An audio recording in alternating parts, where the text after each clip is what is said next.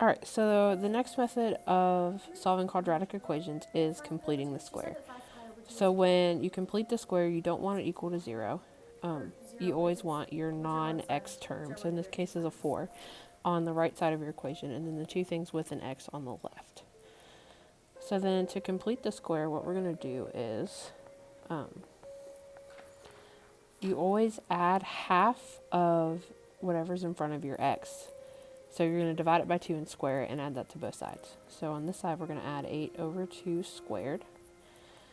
And then on this side, we're also going to add that 8 over 2 squared. So then 8 over 2 is 4, and 4 squared is 16. So you have x squared plus 8x plus 16 on the left. Then you have 4 plus 16 on the right. So then we're going to factor this problem that's on the left. So factors of 16 that add up to 8 are going to be 4 and 4. And then on the left, 4 plus 16 is 20.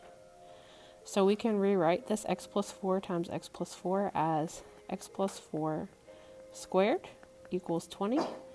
And then we need to take the square root of both sides. So we get x plus 4 equals plus or minus the square root of 20. And then you subtract 4 from both sides. So your final answer would be x equals negative 4 plus or minus the square root of 20. Both sides. Oop.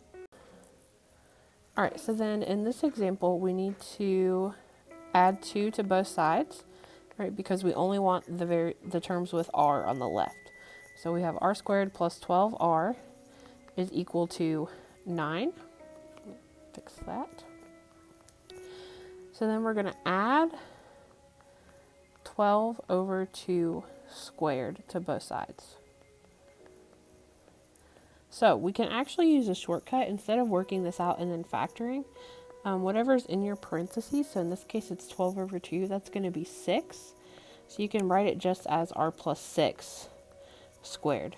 So every time whatever's here, so 12 divided by 2 to give you 6. Whatever you're dividing by 2 is always going to be right here in your parentheses.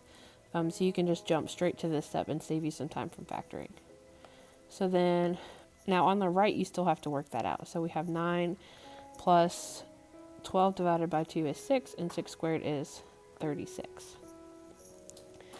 So then we have r plus 6 squared equals 45. And then we're going to take the square root of both sides.